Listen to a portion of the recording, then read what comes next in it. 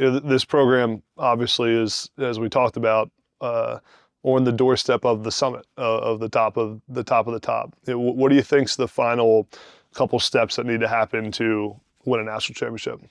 Yeah, I think the biggest thing, and we've done a great job of this, and it kind of goes back to your point earlier that everything matters, right? And I think early on in the program, we would pick and choose the things that we would compete in. It was like, well, we don't need facilities. Well, everybody else needs them, right? Yeah.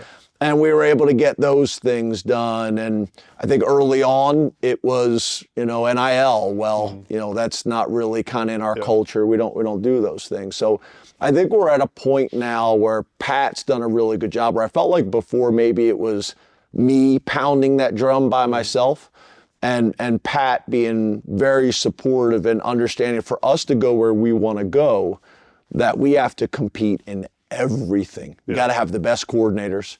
We got to have the best coaches. We got to have the best players. We got to be able to capitalize, when we have momentum.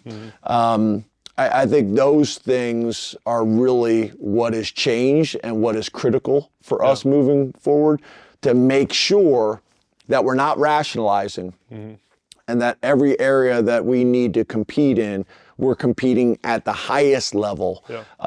So those things show up consistently on Saturdays. Yeah. And from an NIL standpoint, how do you feel like support has been? I was involved in some of it, trying to help and support a long journey to get to where it needed to be, and probably still not even where it needs to be. How do you feel like the NIL support has been over the last couple of years and where it's at right now? Yeah, so first couple of years, we had work to do, right? And I think especially in Pat's last 2 years, we've really made a move in those areas, and from help from guys like yourself and others and donors and lettermen and the community as well. I think this community really understands the importance of a healthy Penn State football for everybody, right? Yeah. So we've made tremendous strides. Obviously, every time you get to a level, the needle moves. So we have to constantly stay aggressive, and we can't take a deep breath and be like, okay, we've arrived, we've made the playoffs, we've retained our roster. You got to constantly be pushing because the needle's constantly moving. One of my favorite clips of you is your press conference. I forget when it was, but when someone said, I forget what school they said, but their NIL budget's $12 million. What's yours need to be? You're like, well, it needs to be $12 million. Right. Yeah.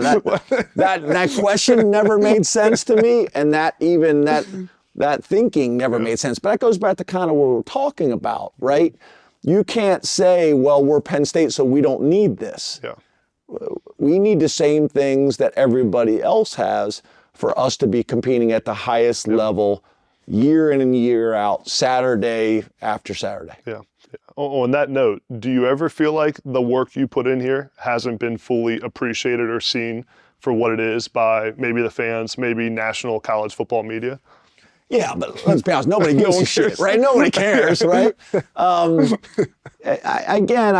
think the real football people that understand the time we came to Penn State and what we've been able to do and the level of consistency that we have played with over the last 9 years, I think people respect that on a national scale. Why is Brent Pry at Virginia Tech? That's part of that, right? Why is Ricky Ronnie at Old Dominion? Why did Joe Moorhead leave here to go to Mississippi State? Like, people respect what we've done here. But again, I want to make sure whenever I say that I also understand that I am going to be viewed, we are going to be viewed, Drew, the quarterback, Aller is going to be viewed by a few games a year. And we totally embrace that and totally respect that. And you better, when you take the Penn State job, that comes with that.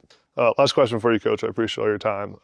When you leave this place someday, it's probably a long time from now still, what do you hope people remember about James Franklin?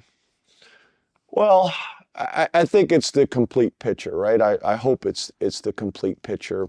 Back to what you talked about, the level of consistency, how our guys conducted themselves in interviews and in the community representing the greater Penn State, how our guys are equipped to go on and be leaders in their communities and fathers and husbands. And I think that's what is so special about this Penn State brotherhood is people coming back from 50 years ago and 40 years ago and 30 years ago. So I hope people feel like that I leave it better than I found it, and that I was able to maximize the potential of this place, the people, the town, the history, the tradition, and I hope people feel like that I represented the program the right way on a daily basis, on a yearly basis. And a national champion. And a national champion, there's no doubt. And to be honest with you, once we get one, then it's going to like, stop talking about that one. Let's get the next one, right? It'll never be enough. What have you done for me lately, right? That's exactly right.